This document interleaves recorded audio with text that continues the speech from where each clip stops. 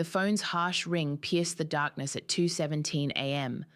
My heart stopped when I saw the caller ID, Department of Child Services. "Is this Sabrina Wade?" The voice was clinical, detached. "Yes."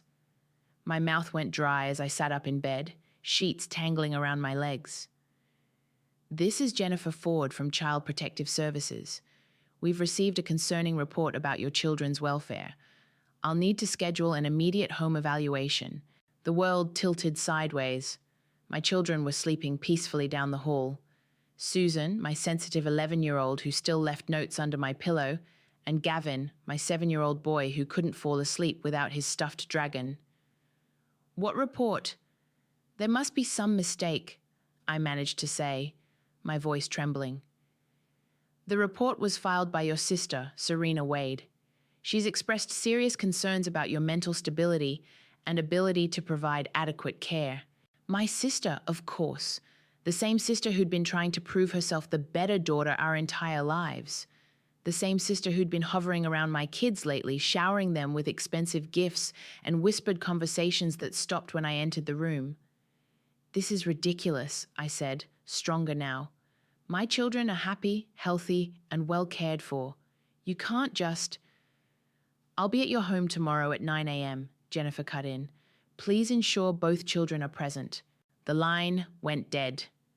I sat there in the dark, shaking, until my phone buzzed with a text. From my mother, Sylvia.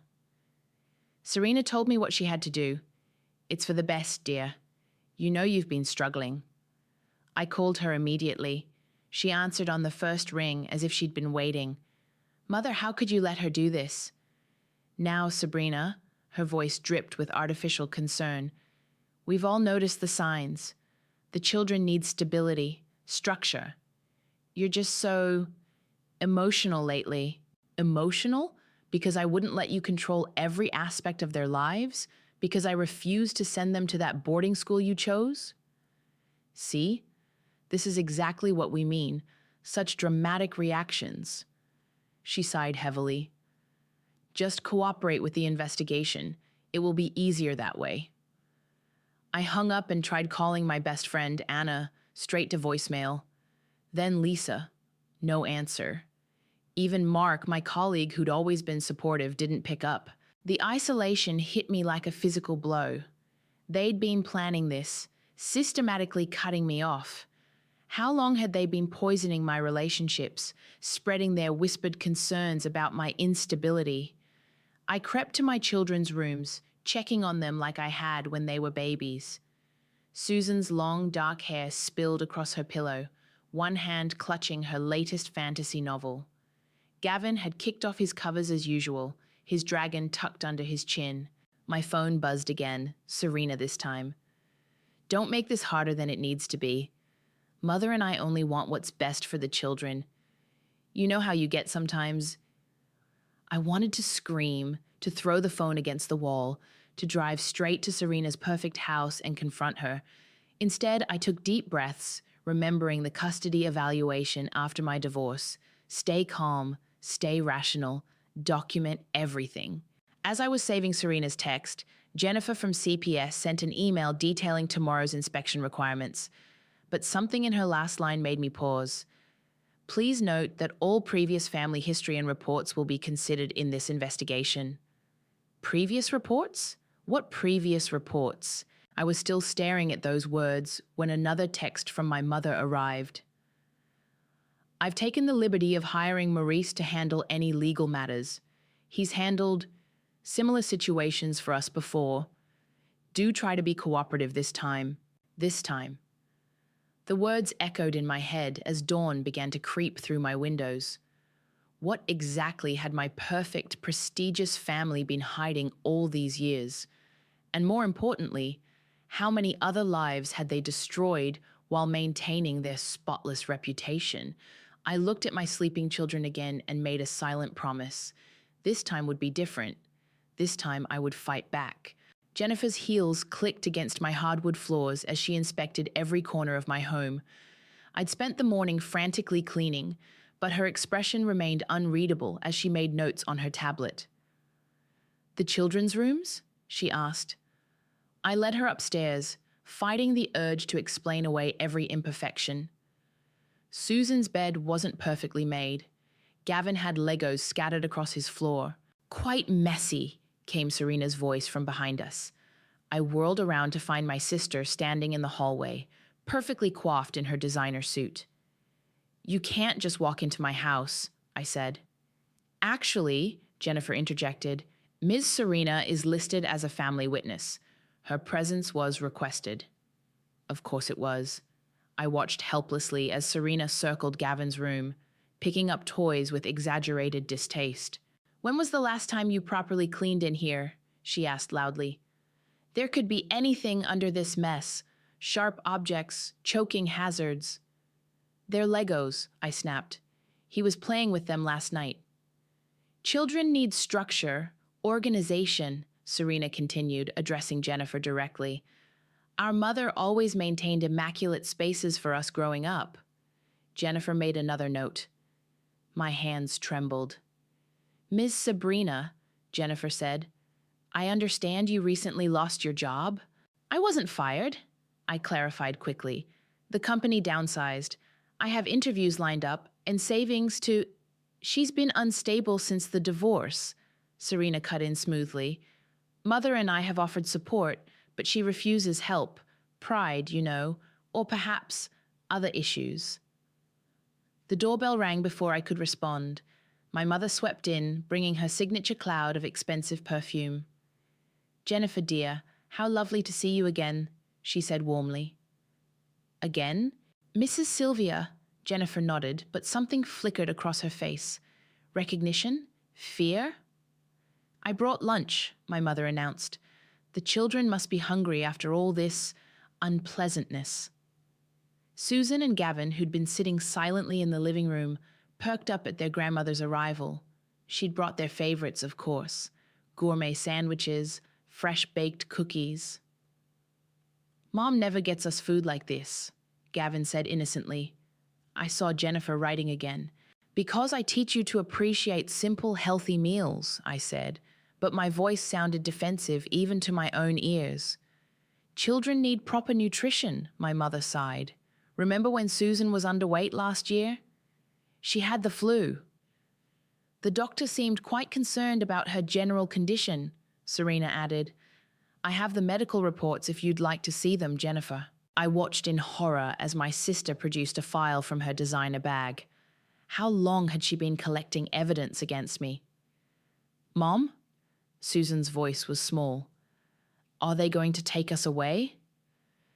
Nobody's taking you anywhere, I said firmly, but Jennifer cleared her throat. We'll need to conduct individual interviews with the children, standard procedure. I'll stay with them, Serena offered. They're comfortable with me. Like hell you will, I started, but Jennifer's sharp look stopped me. Outbursts like that don't help your case, Mrs. Sabrina. I bit my tongue so hard I tasted blood. Through the kitchen window, I saw Maurice's black Mercedes pulling into my driveway. The family lawyer, right on cue. Perhaps we should continue this discussion in private, my mother suggested, steering Jennifer toward my home office. As they passed, I noticed Jennifer's hand shaking slightly as she clutched her tablet. That's when I saw it, a flash of recognition in Jennifer's eyes when she looked at my mother, quickly masked by professional detachment. But not before I caught something else there too. Fear. I followed them to my office, but Serena blocked the doorway. Let the adults handle this, sister dear, she smirked. Why don't you clean up those Legos instead? We wouldn't want anyone getting hurt. The door closed in my face. Through it, I heard my mother's muffled voice. Now, Jennifer, I trust you remember how we handle sensitive family matters. I pressed my ear against the door, straining to hear more, but Gavin's sudden cry from the living room pulled me away. By the time I returned, Jennifer was leaving, her face pale. I'll be in touch, she said, not meeting my eyes. But as she passed me, she whispered so softly I almost missed it. Your family isn't as untouchable as they think. Jennifer's words haunted me for days. During the mandatory weekend visit to my mother's house, I couldn't stop thinking about that locked cabinet in her study, the one she'd snapped at me for touching when I was a child. At midnight, after everyone was asleep, I crept downstairs. The house was different at night, all those perfect family photos watching me like accusatory eyes. I used the spare key I'd stolen from the kitchen drawer, my hands trembling as I unlocked the study door. The cabinet stood in the corner, mahogany and massive. 3 attempts with different keys from the ring, and finally, click. "Oh my God," I whispered. Folders upon folders, meticulously labeled. Tax records, charity donations, legal settlements. But it was the manila envelope marked "previous interventions" that made my blood run cold. Inside were letters, photographs, and documents spanning decades. A teenage girl's tearful statement about inappropriate touching by Maurice at a family event, followed by withdrawal of charges. Bank statements showing large transfers to the girl's family. Another file, a former housekeeper's complaint about witnessing child abuse, mysteriously dropped after receiving a generous retirement package.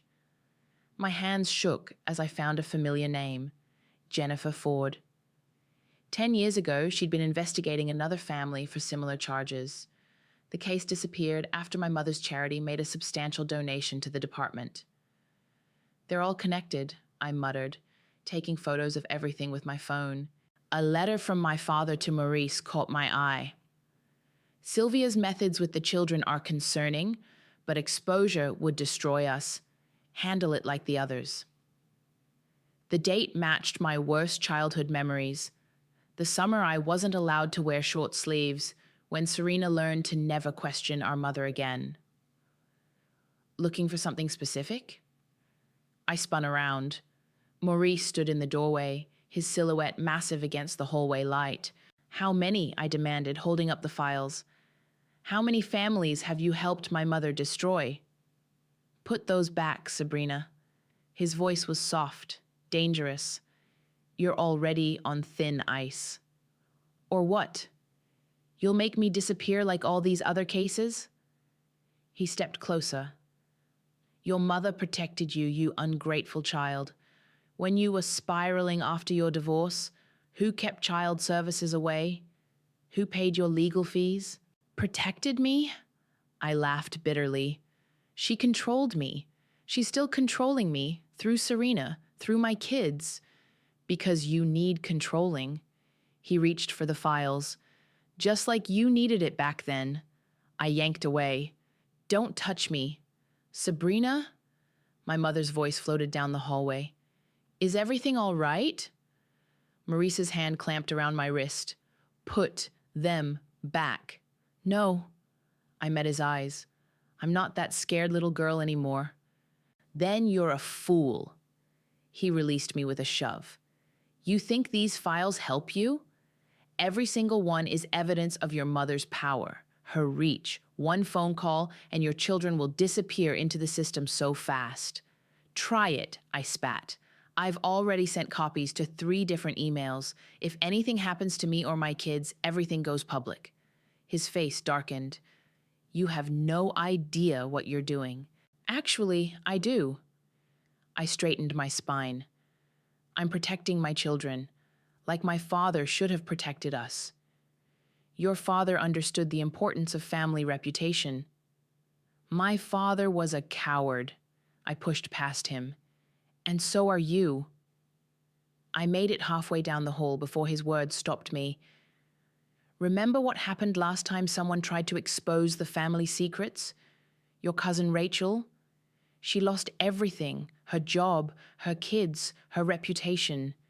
Nobody even remembers her name now." I turned back. I remember.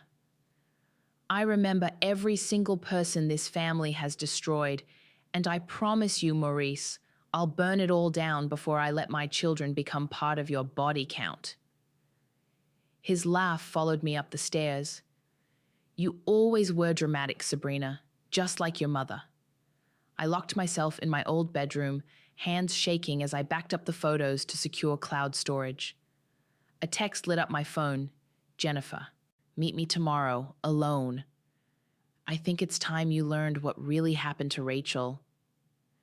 I stared at the message, remembering Rachel's tear-stained face the last time I saw her. She'd tried to warn me back then. Now it was my turn to finish what she started. The diner Jennifer chose was 40 miles out of town. I found her in a back booth, nervously shredding a paper napkin. "You're being watched," she said without looking up. "Your mother has people following you." "I know. Black SUV, 3 cars back." I slid into the booth. "Tell me about Rachel." Jennifer glanced around before pulling out a worn manila envelope. "Rachel wasn't just investigating abuse. She found financial records. Your mother's charity was a front for money laundering. That's why she disappeared?" "She disappeared?" Jennifer's laugh was hollow. "Your mother had her committed, psychiatric hold. By the time Rachel got out, her reputation was destroyed, her children adopted by your mother's friends. She works at a gas station in Idaho now." My coffee turned to acid in my stomach. "How do you know all this?" "Oh, because I helped them do it." Her hands trembled. "I was young, new to the department. Your mother offered me a promotion, a way to help other children. Instead, I became part of her machine." A waitress approached. We both fell silent until she left. "Yesterday," I said, "Serena took the kids for ice cream. When they came back, Susan wouldn't look at me. What did she tell them?" "Probably the same lies they told Rachel's kids. That you're sick, unstable, that you'll hurt them." My phone buzzed. "Serena, Mother's hosting a family dinner tonight. Attendance mandatory. The children miss their grandmother." "Don't go," Jennifer warned. "If I don't, they'll use it against me." "If you do, they'll drug your food." That's how it started with Rachel, small doses, making her seem erratic. I pushed away my untouched coffee. The dinner was exactly as I'd feared. My mother's perfect table, perfect smile, perfect poison. "Sabrina, you've barely touched your food," she observed. "Are you feeling unstable?" "I'm fine, Mother." Susan and Gavin sat across from me, flanked by Serena.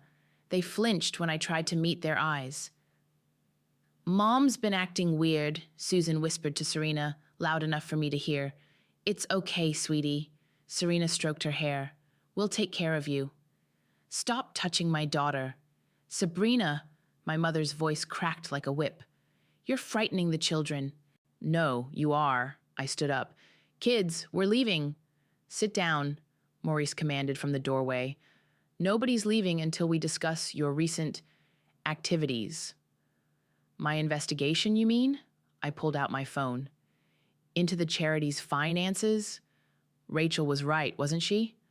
My mother's smile didn't waver. "Maurice, perhaps you should take the children upstairs. Sabrina clearly needs a private family discussion." "The kids stay with me." "Actually," Serena produced a document. "They don't. Temporary custody order pending your psychological evaluation." The room spun. "You can't." "We can." My mother's voice was silk over steel. "You broke into my study, Sabrina. You're acting paranoid, making wild accusations, just like poor Rachel." "Mom?" Gavin's voice quivered. "Are you sick?" "I'm not sick, baby. They're lying." "See how she's upsetting them?" Serena pulled both children closer. "Just like the doctor said she would." "What doctor? I never—" "The one you saw last week," my mother said smoothly. "Don't you remember? Your frequent memory lapses are concerning." I looked at my children's frightened faces and saw Rachel's story repeating itself. They were going to take everything. "Serena will take excellent care of them," Maurice said. "Unless you'd prefer they enter the system?" My phone buzzed. "Jennifer, don't drink or eat anything. Get out now." "This isn't over," I said. "Oh, darling." My mother's smile widened. "It was over the moment you chose to challenge me. Just ask Rachel." I ran, past Maurice, past the perfect family photos, past my crying children. In my car, hands shaking, I called Jennifer. They're taking my kids. Not yet, they're not. Her voice was steel. I've got something big. Meet me at my office in an hour. Jennifer. And Sabrina, check your car for tracking devices. Your mother's reach goes further than you know. I pulled out of the driveway, watching my children's faces in the window grow smaller until they disappeared. In my rearview mirror, the black SUV pulled out after me. The game wasn't over. It was just beginning. Jennifer's office was dark except for her desk lamp. She pulled out a thick folder and spread documents across her desk. Your mother's charity, she said, pointing to financial statements. Look at the donation patterns. I leaned in. These amounts. They matched the settlements from the abuse cases. Exactly, they're laundering hush money through charitable donations. But that's not all. She pulled out more papers. Remember the boarding school they wanted to send your kids to? The prestigious one Serena kept pushing? It's owned by a shell company. Guess who runs it? She slid over an incorporation document. Maurice. My stomach churned. What happens at this school? Nothing good. 3 students disappeared last year. Records erased. Families paid off. Jennifer's hands shook. I've been building this case for years, waiting for someone brave enough to help me expose it. Like Rachel tried to do? Rachel got closer than anyone. That's why they destroyed her so thoroughly. She hesitated. There's something else you need to see. She pulled up a video on her computer. Security footage from my mother's house dated 20 years ago. I recognized my teenage self, bruised and crying while my mother spoke to a police officer. She's always been troubled, my mother's voice came through clearly, making up stories, hurting herself for attention. That was the night I tried to report her, I whispered. I'd forgotten. They made you forget. Look at the officer's name tag. I squinted. Officer Maurice. Before he became your family's lawyer, your mother owns people, Sabrina. Police, judges, social workers. My phone buzzed. Serena sending photos of my children at her house, looking scared and confused. I need to get them back. We will. But first, Jennifer handed me a small recorder. Your mother's hosting that charity gala tomorrow night, right? I nodded. Perfect. Rich donors, press coverage, everyone who's anyone. She smiled grimly. The perfect audience for the truth. They'll stop me before I can say anything. Not if we plan this right. She outlined her strategy, pointing out security blind spots, timing, key players to watch. I spent the next day gathering evidence, bank statements showing suspicious transfers, photos of documents from my mother's cabinet, Rachel's original statement about the school. The gala was in full swing when I arrived. Crystal chandeliers, champagne flowing, my mother holding court in her designer gown. Darling, she air-kissed my cheek. We didn't expect you. Wouldn't miss it, Mother. Serena appeared, wearing concern like an expensive perfume. Should you be here, in your condition? My condition? I said loudly enough for nearby guests to hear. You mean my investigation into the charity's finances? Heads turned. My mother's smile tightened. Sabrina, you're making a scene. No, Mother, I'm making amends. I pulled out the recorder. For Rachel. For every child your school has hurt. For every family you've destroyed. Maurice appeared at my mother's side. Security will escort you out. Try it. Jennifer stepped out of the crowd, badge displayed. Federal investigation, Maurice. Nobody's going anywhere. The room went silent as I played the recordings. My mother threatening Rachel, Maurice discussing payoffs, Serena coaching my children to lie about abuse. You ungrateful little... My mother lunged for the recorder, but froze as cameras flashed. Smile, Mother. You always taught me to look perfect for the press. Serena tried damage control, but the whispers had started. Donors backed away. Phone cameras recorded everything. You've ruined us, my mother hissed. No, you did that yourself. As federal agents entered the ballroom, I noticed an envelope fall from Maurice's jacket. The label read, "Confidential, client file." I snatched it before he could react and opened it right there. "Well," I said loud enough for everyone to hear, "looks like the school's secrets are about to become very public." Maurice's face went white. My mother swayed on her feet. "Karma," I told her, "is a perfect family portrait until someone develops the negatives." The agents led them away as Jennifer appeared at my side. "Ready to get your kids back?" I watched my mother's perfect world crumble and felt no satisfaction, only relief. "Yes," I said, "let's go home." But first, I had a very important call to make to Rachel. Rachel's voice was rough from years of silence. I never thought anyone would believe me.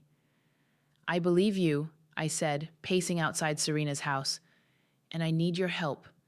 Will you testify?" "Yes." No hesitation. "I'm catching the next flight. Those kids at that school, they deserve better than what happened to mine." Jennifer touched my arm. "They're ready." I hung up and watched police cars surround Serena's perfect suburban home. Time to get my children back. The door opened before we could knock. Serena stood there, mascara streaked down her face. "You've destroyed everything," she spat. "Where are my kids?" "Mommy," Gavin's voice from upstairs, then running footsteps. "Don't you dare." Serena tried to block the stairs, but Jennifer pushed past her. We found them in the guest room. Susan was holding Gavin, both looking scared and confused. "Mom?" Susan's voice trembled. "Aunt Serena said you were sick, that you had to go away like Rachel did." "Your aunt lied." I knelt before them. "Rachel was brave, like I'm trying to be. She tried to protect children from bad people." "Like grandmother?" Gavin asked quietly. My heart broke. "What did she do to you?" "She made us take pills before bed." Susan hugged herself. "Said they were vitamins, but they made us feel weird, like we couldn't remember things right." Jennifer was already calling it in, requesting immediate drug testing. "You can't prove anything," Serena said from the doorway. "Mother's lawyers are being arrested as we speak," Jennifer cut in. "Maurice just cut a deal. He's telling them everything." Serena crumpled against the wall. "She'll never forgive us." "Good." I gathered my children close, "because I'll never forgive her for what she did to us either." "Us?" Susan looked up at me. "Your aunt and I, we were like you once, scared children with a mother who hurt us while pretending to protect us." "That's different," Serena shrieked. "She made us strong. She made us broken." I faced my sister. "But we can stop it now. Tell the truth, Serena. Help me protect them." "I can't." She was crying now. "I don't know how to exist without her approval." "Then you'll lose everything, like she taught us to fear." I turned to my children. "Let's go home." "Wait!" Serena rushed to her study, returning with a thick folder. "The school records, the real ones. Mother doesn't know I kept copies."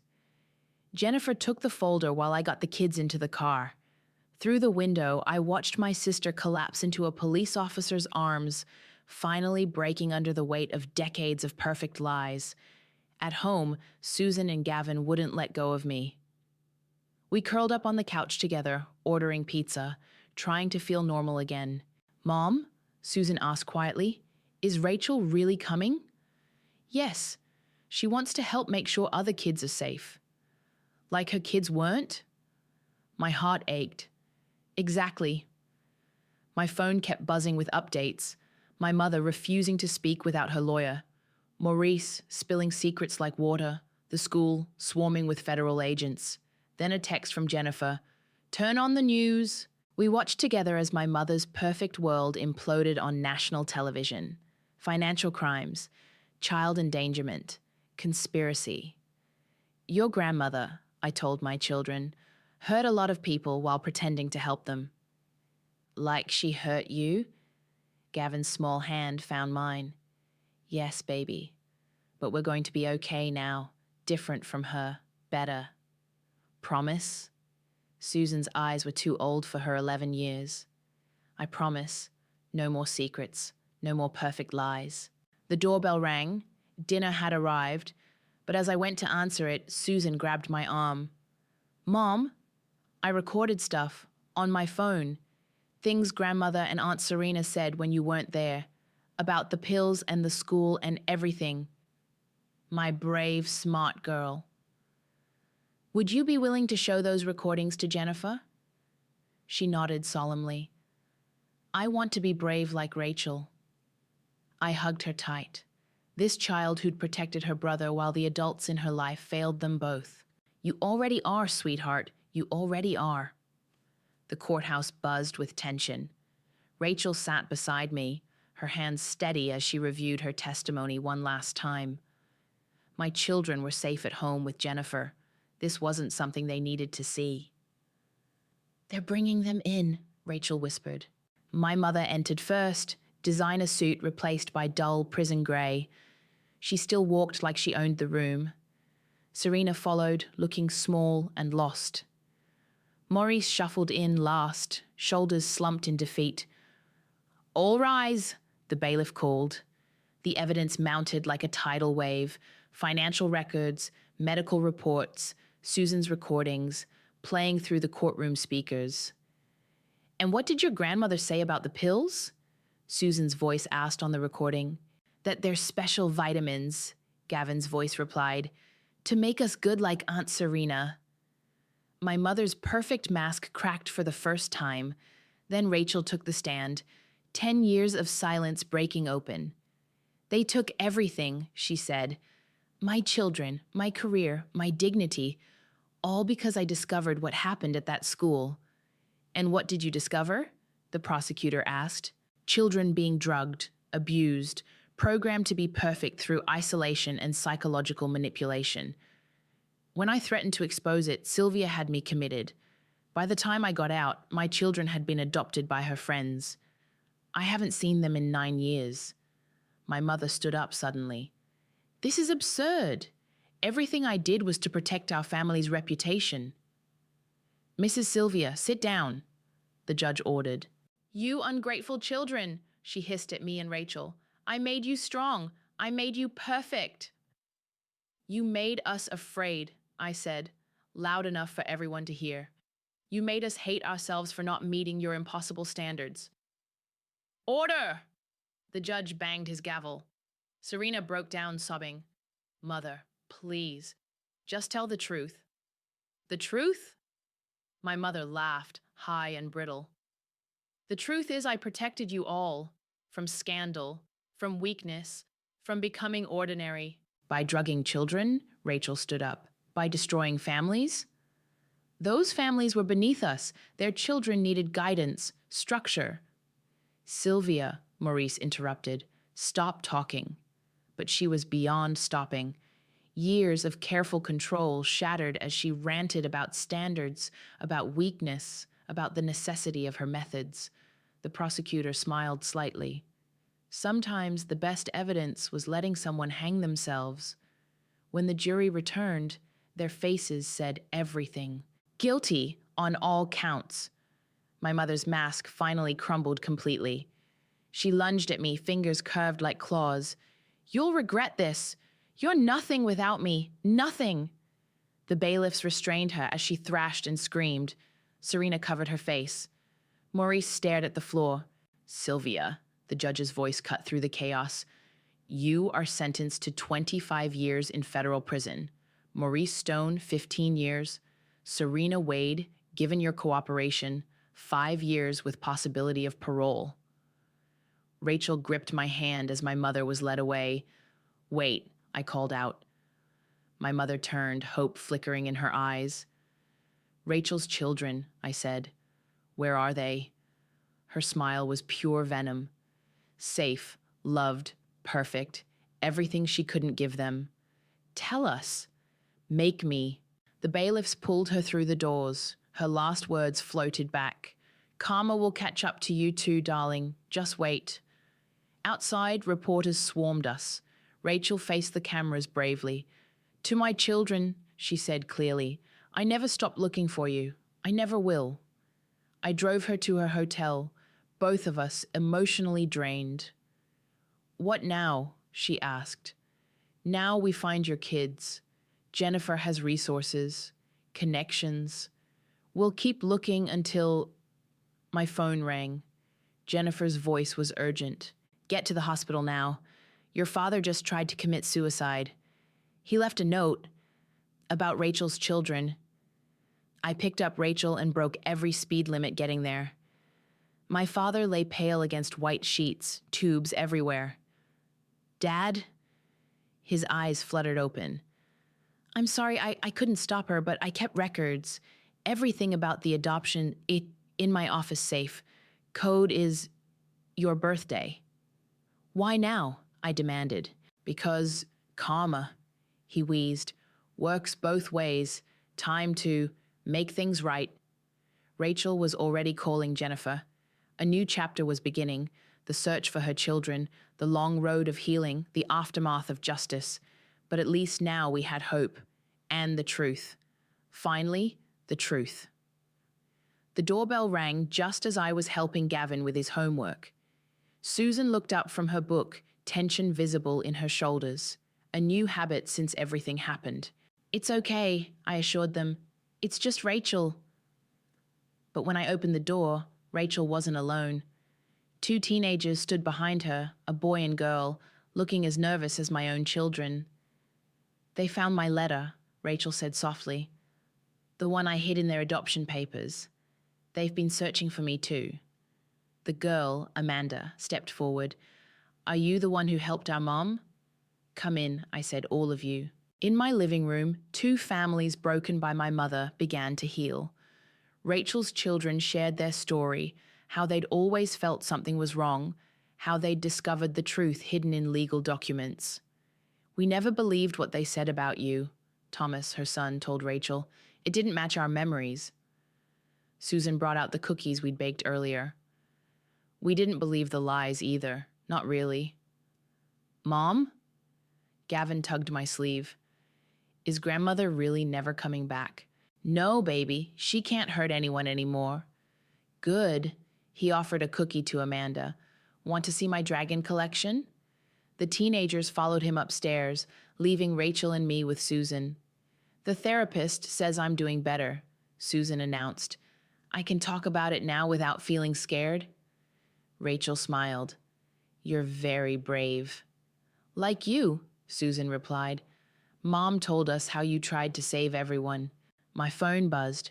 Jennifer with an update. More families coming forward about the school, more children being reunited, more truth breaking through the perfect lies. "Serena wants to see you," Jennifer texted.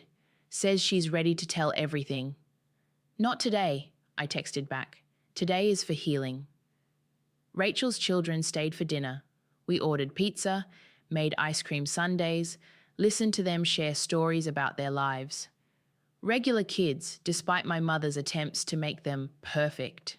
"Can they come back?" Susan asked as they were leaving. "Of course," Rachel said. "We have a lot of lost time to make up for." After they left, I found Gavin arranging his dragons in a circle. "What are you doing, sweetie?" "Making a protection circle, so the bad dreams don't come back." I sat beside him. "Does this help?" "Yeah, and knowing you'll always tell me the truth, even when it's hard." From her doorway, Susan added, "And knowing we don't have to be perfect anymore." I gathered them both close. "No, you don't. You just have to be you." "Mom?" Susan pulled out her phone. "I want to show you something." She'd created a video montage. Rachel reuniting with her kids, Gavin laughing with his dragons, our messy kitchen during baking sessions. Real moments, imperfect and beautiful. "I'm putting it online," she said, "for other kids like us, so they know they're not alone." The doorbell rang again, Jennifer this time, with files under her arm. "3 more families have come forward," she said. "They want to tell their stories." Good, I said. Truth has a way of spreading. Like karma? Gavin asked. Better than karma, Susan said. Like healing. Jennifer stayed for coffee while the kids got ready for bed. You know this isn't over, she warned. There will be appeals, more testimonies needed. I know, but we're stronger now. All of us. Upstairs, I heard Amanda and Thomas's voices. They were video chatting with my kids, making plans for the weekend. Your mother was wrong, Jennifer said. Real strength isn't in being perfect. It's in being true. I thought of Serena in prison, finally facing her own truth. Of my father in recovery, trying to make amends. Of Rachel and her children, building a new future. Mom, Gavin called, come see. Susan's video has 1,000 views already. I climbed the stairs to my children's rooms where dragons stood guard and truth had finally won. No more perfect lies, no more silent fear, just us healing together, one real moment at a time. Read us a story? Gavin asked. A true one, Susan added. I sat between their beds and began. Once there was a family that looked perfect on the outside. But this time, the ending would be honest. And that made all the difference.